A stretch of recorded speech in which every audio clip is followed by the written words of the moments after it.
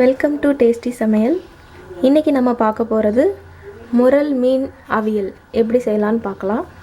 அதற்கு தேவையான பொருட்கள்: கடுகு, வெந்தயம், சின்ன வெங்காயம் ஒரு 20-30 சின்ன வெங்காயத்தை கட் பண்ணி வச்சுக்கோங்க. அப்புறம் பச்சை மிளகாய், அப்புறம் ஒரு தக்காளி, கருவேப்பிலை, கொத்தமல்லி, அப்புறம் முரல் மீனை நல்லா கழுவி அதை வச்சுருக்கோம். அடுத்து கொஞ்சம் புளி.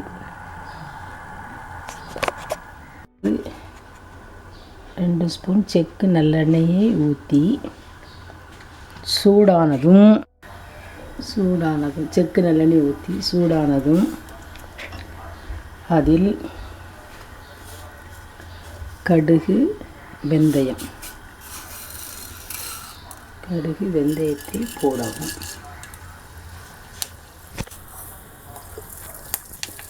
கடுகு வெந்தயம் போடவும்.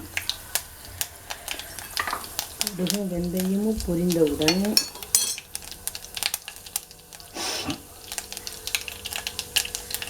வெட்டி வைத்திருக்கிற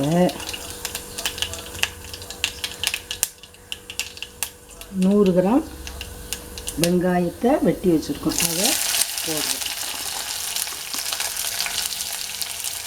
அதோட ஒரு 4 பச்சை மிளகாய் அதையும் போட்டு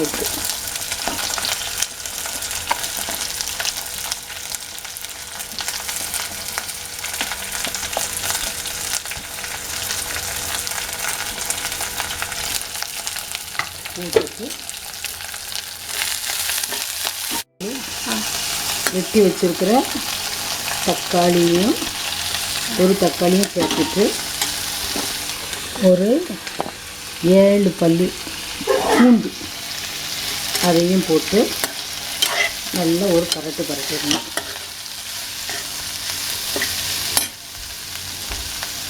பரட்டி ஊற போட்ட புளியை நல்லா பிசைஞ்சு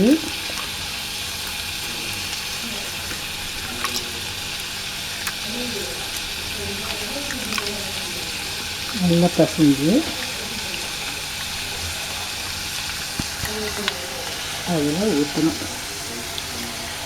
இந்த புளி கரைசலை அதில் ஊற்றணும். புளி நமக்கு ரொம்பவும் புளிப்பு வேண்டாம், எப்படி புளிப்பு சேர்ப்போமோ அந்த அளவு புளி. ரொம்ப புளிப்பு போட்டாலும் நல்லா இருக்காது. 1 ஸ்பூன் வத்தல் பொடி போடுறேன். போட்டுட்டு கொஞ்சம் மஞ்சத்தூள், ஒரு சின்ன 1/2 டீஸ்பூன் மஞ்சத்தூளையும் போட்டு அதுக்கப்புறம் இதை லேசாக கிளறிட்டு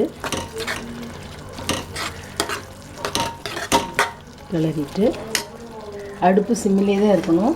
ஏற்கனவே கழுவி வச்சுருக்கிற மீன் இது முரல் மீன் அப்படின்னு சொல்லுவாங்க. அதான் மத்தி மீன் மாதிரி கொஞ்சம் ஃப்ளஷியாக இருக்கும். மத்தி மீனை விட கொஞ்சம் ஃப்ளஷியாக இருக்கும்.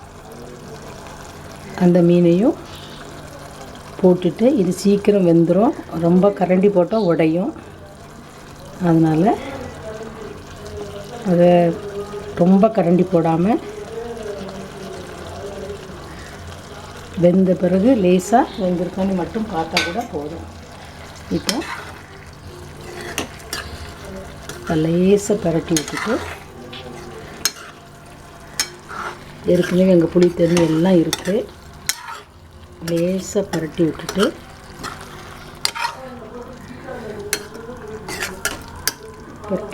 இப்போ தேவையான அளவு உப்பு இதில் போட்டு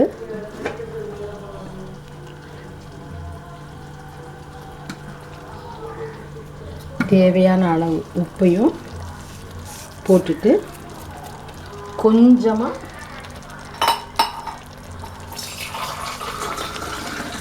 ஒரு 1/2 டம்ளர் கொஞ்சமாக தண்ணி என்ன செய்யலாம் சேர்த்துக்கலாம். அவ்வளோதான்.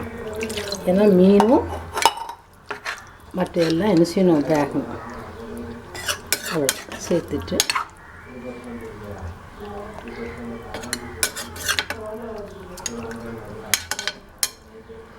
இப்போது வெங்காயம் அதில் உள்ள தண்ணி எல்லாம் சேர்ந்து, தக்காளியில் உள்ள தண்ணி எல்லாம் சேர்ந்து நல்லா கொதித்து மீன் வெந்து அப்படி கட்டியாக என்ன செய்யும், வெங்காயமே போட்டிருக்கிறது தெரியாமல் கிரேவி மாதிரி வரும். அதனால் அது அப்படியே சிம்மில் ஒரு 10 நிமிஷமோ 1/4 மணி நேரமோ, நமக்கு அது எப்படி சுண்டி வருதோ அதுக்கேற்ற மாதிரி 10 நிமிஷத்தில் சுண்டிட்டு அப்படின்னு சொன்னால் 10 நிமிஷம், இல்லை கொஞ்சம் தண்ணி எடுத்துனா கூட ஒரு 5 நிமிஷம் வச்சு இதில் நிறையா கழுவி வச்சுருக்கிற கொத்தமல்லி தழை, கறிவேப்பிலை இதெல்லாம் அது மேலே அப்படியே தூற்றி மூடி போட்டு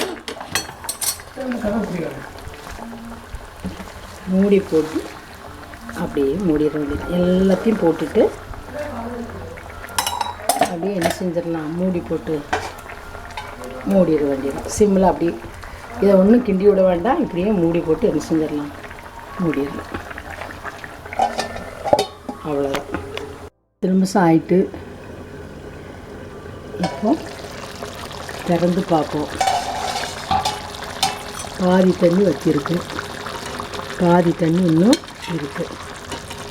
ரொம்ப கரண்டி போட்டால் மீன் உடஞ்சிரும், ஏன்னா அந்த மீன் ரொம்ப சாஃப்டாக இருக்கும். இன்னும் ஒரு 10 நிமிஷம் போட்டால் தண்ணியெல்லாம் என்ன செஞ்சிடும், நல்லா வத்திரும், மேலே எண்ணெய் பிரியும். இன்னும் ஒரு 10 நிமிஷம் மட்டும் வரும். ஒரு 10 நிமிஷம் போட்டால் அந்த எண்ணெய்லாம் மேலே பிரிஞ்சு வந்து நிற்கும்.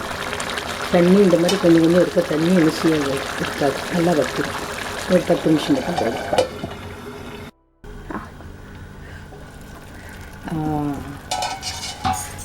இப்போ நல்லா தண்ணிலாம் வற்றி கூட்டு விட்டு தண்ணிலாம் இல்லாமல் நல்லா வெந்து நல்லா இருக்குது. நமக்கு இந்த வெங்காயம், இந்த தக்காளி, இந்த வெள்ளைப்பூடு, மிளகாய் எல்லாம் சேர்த்து என்ன செய்யலாம், சாப்பிடலாம். ரொம்ப சுவையாக இருக்கும். இதில் தேங்காய் சேர்க்க வேண்டிய அவசியமே இல்லை. இது ஒரு 3 நாளைக்கு 4 நாளைக்கு நம்ம வச்சுருந்தாலும் அப்படியே இருக்கும், கெட்டு போகாது. ஏன்னா இது வந்து அந்த எண்ணெய், புளிசாறு எல்லாத்துலேயுமே அது என்ன செஞ்சுருக்கு, நல்லா வெந்திருக்கு. அதனால் தண்ணி இல்லாமல் அது அப்படி இருக்கும். இப்போ நம்ம வந்து கொஞ்சம் இதை விட நமக்கு ஆயிலே வேணும் அப்படின்னு நீங்கள் நினச்சிங்கன்னா, சின்ன பிள்ளைங்களுக்கெல்லாம் சாதத்தில் போட்டு பரட்டி கொடுக்குறீங்க அப்படின்னு வேணால் ஒரே ஒரு ஸ்பூன் செக்கு எண்ணெயை அது மேலாப்பில் என்ன செஞ்சிடலாம், ஊற்றிடலாம். ஒரே ஒரு ஸ்பூன் செக்கு எண்ணெயை அது மேலாப்பில் என்ன செஞ்சிடலாம், ஊற்றிட்டா அது அப்படியே நல்லா அப்படியே இருக்கும். போதும். இதுவே உங்களுக்கு சோத்தில் பரட்டி சாப்பிட, தோசை இட்லியோடு வச்சு சாப்பிட, பழைய சாதத்தோடு வச்சு சாப்பிட எல்லாத்துக்கும் நல்ல சுவையாக இருக்கும். உப்பு, உரப்பு, புளிப்பெல்லாம் நல்லாயிருக்கும். நீங்களும் உங்கள் வீட்டில் செஞ்சு ட்ரை பண்ணி பாருங்கள். பிடிச்சிருந்தால் எங்களுக்கு கமெண்ட் பண்ணுங்கள்.